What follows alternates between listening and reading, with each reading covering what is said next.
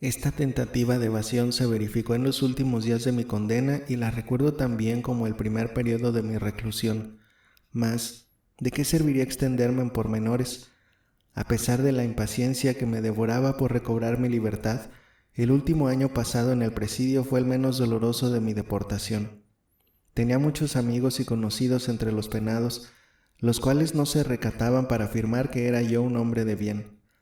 Muchos de ellos me profesaban sincero cariño. El zapador pudo a duras penas contener las lágrimas que pugnaban por salir de sus ojos cuando nos acompañó. Conmigo fue puesto en libertad otro camarada, hasta la puerta del recinto, y desde que estuvimos completamente libres, nos visitó a menudo en la habitación que ocupamos en un edificio del Estado durante el mes que permanecimos en la ciudad. Había, empero, algunos rostros severos y desdeñosos de individuos a los que no pude cautivarme, y de los cuales me separaba una barrera infranqueable. En aquel año se me concedieron algunos favores y entre los oficiales de la guarnición de la ciudad encontré varios amigos y condiscípulos, que reanudaron sus relaciones conmigo. Gracias a ellos pude recibir libros y dinero y establecer correspondencia epistolar. Hacía muchos años que no llegaba un libro a mis manos, y me sería imposible describir la emoción que me embargó la vez primera que leí uno en el penal. En cuanto cerraron la puerta del pabellón comencé a devorarlo y me sorprendió el nuevo día absorto en mi lectura. Aquel ejemplar de una revista me pareció un mensajero enviado del otro mundo. Trataba de adivinar si yo me había atrasado excesivamente y si en Rusia habíase vivido mucho durante mi ausencia. Mi vida pasada se dibujaba netamente ante mis ojos. Ahora me preguntaba a mí mismo qué cuestiones eran las que agitaban o preocupaban a mi pueblo.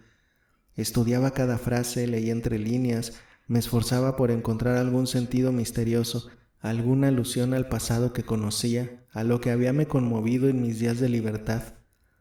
Cómo me apenó echar de ver que era ajeno a la nueva vida desde que me convertí en miembro abyecto de la sociedad. Sí, habíame atrasado con exceso. Tenía que aprender a conocer una nueva generación.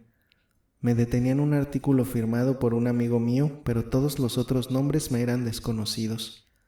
Nuevos operarios habían aparecido en la escena. Apresurábame a conocerlos y sentía tener tan pocos libros y haber de vencer tantas dificultades para procurármelos. Antes, en tiempos del terrible mayor, se consideraba como un grave delito introducir o retener libros dentro del penal. Si en uno de los frecuentes registros se encontraban los superiores, aunque solo fuera una hoja de papel, los castigados y las molestias eran inauditos. ¿Quién te lo ha dado? Era la primera pregunta que hacían al poseedor del cuerpo del delito. Sin duda tienes cómplices, añadían. ¿Qué se les podía contestar? Es por esto por lo que me resigné a vivir sin libros, concentrado en mí mismo y proponiéndome arduos problemas que trataba de resolver y cuya solución me preocupaba. Pero jamás podré expresar debidamente estas diversas impresiones. Como yo había ingresado en el penal durante el invierno, en invierno también debía ser puesto en libertad. Con qué impaciencia esperaba la estación de los fríos, con qué placer veía alejarse el verano, amarillar las hojas de los árboles y secarse las hierbas de los campos. Pasó al fin el verano, silbó el quejumbroso viento del otoño, cayeron los primeros copos de nieve. El invierno tanto tiempo esperado llegó, al fin. Mi corazón latía con inusitada violencia al pensar en mi libertad, mas cosa rara, a medida que se acercaba el término de mi detención, más tranquilo estaba, aumentaba más mi paciencia, sorprendíame a mí mismo mi frialdad e indiferencia. Algunos de los forzados a quienes, después de los trabajos, encontraba en el patio, me detenían para felicitarme. Vaya, querido Alexander Petrovich, me decía uno de ellos, pronto será usted puesto en libertad, mientras que aquí quedaremos muchos infelices. ¿Y a usted, Martínov, le falta mucho para cumplir? Le pregunté, interrumpiéndole. Ay, 7 años aún de vida perra, insoportable. Sí, muchos de mis compañeros me felicitaron sincera y afectuosamente. Aún me llegó a parecer que jamás habían estado tan afables y deferentes conmigo. No era ya más que ellos ni su igual tampoco. Por eso me saludaban. A Kaczynski, noble y joven polaco, le gustaba, como a mí, pasear por el patio de la prisión. Esperaba conservar su salud haciendo ejercicio y respirando el aire fresco que le compensaba del malestar que le producía durante la noche la pestilente y sofocante atmósfera del pabellón. «Espero con impaciencia que pongan a usted en libertad», me decía una tarde que paseábamos juntos, «porque entonces sabré que solo me queda un año de trabajos forzados». Digamos de paso que a fuerza de fantasear parecíamos la libertad más libre de lo que es realmente. Los forzados exageraban la idea de libertad. Esto es común a todos los prisioneros. El harapiento asistente de un oficial parecíanos un soberano, el tipo ideal de hombre libre. Con relación a los penados, él no llevaba cadenas ni rapada la cabeza y podía ir y venir sin escolta a donde le pluviese.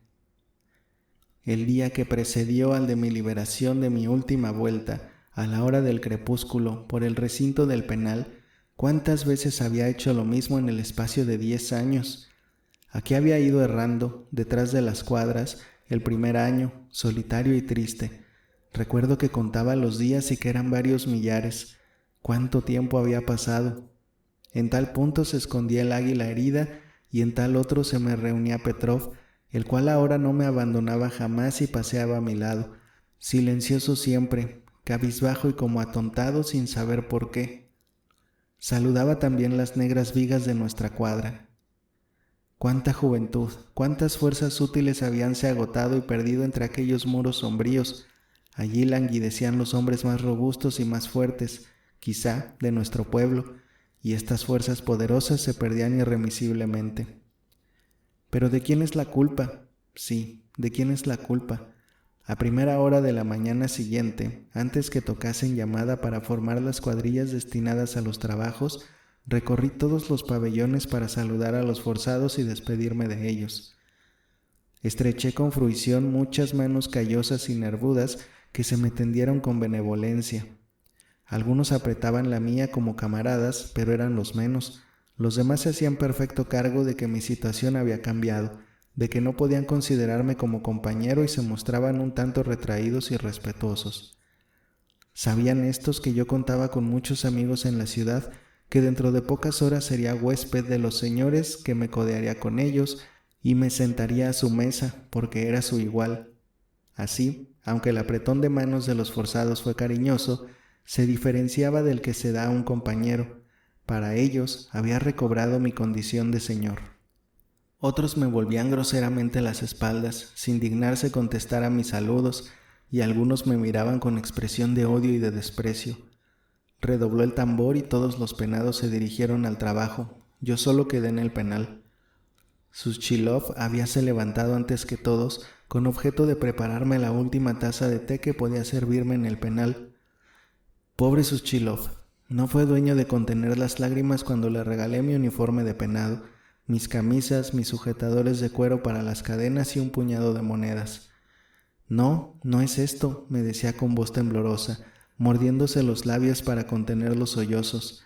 Se va usted, Alexander Petrovich, no le volveré a ver. ¿Qué será de mí sin usted en el presidio? Saludé también a Akim Akimich. También para usted llegará el día de su liberación, le dije. «Oh, yo he de estar aquí mucho tiempo todavía», murmuró, estrechándome la mano. Me arrojé a su cuello y nos abrazamos cordialmente. 10 minutos después de haberse marchado los forzados al trabajo, abandonaba yo el penal para no volver nunca jamás. Fuimos a la fragua para que nos quitasen las cadenas acompañados de un soldado, pero sin armas. Los penados que trabajaban en la fragua nos hicieron pasar al taller de los ingenieros. Esperé a que librasen a mi compañero de sus grillos y luego me acerqué al yunque. Volviéronme de espaldas, levantáronme la pierna y comenzó la operación en la que quisieron poner toda su destreza para terminar cuanto antes. «En el remache», ordenó el maestro herrero, «busca el remache, así, ahora un martillazo dado con fuerza y tino. Ajaja». Cayeron mis cadenas, las recogí del suelo. Quise tenerlas una vez más en mis manos, contemplarlas por última vez. Parecíame mentira que momentos antes aprisionasen mis piernas. «Adiós, pues, adiós», me dijeron los forzados con su voz ronca y desagradable, pero que sin embargo parecía jubilosa. «Sí, adiós. La libertad, la vida nueva, la resurrección de entre los muertos. momento inefable.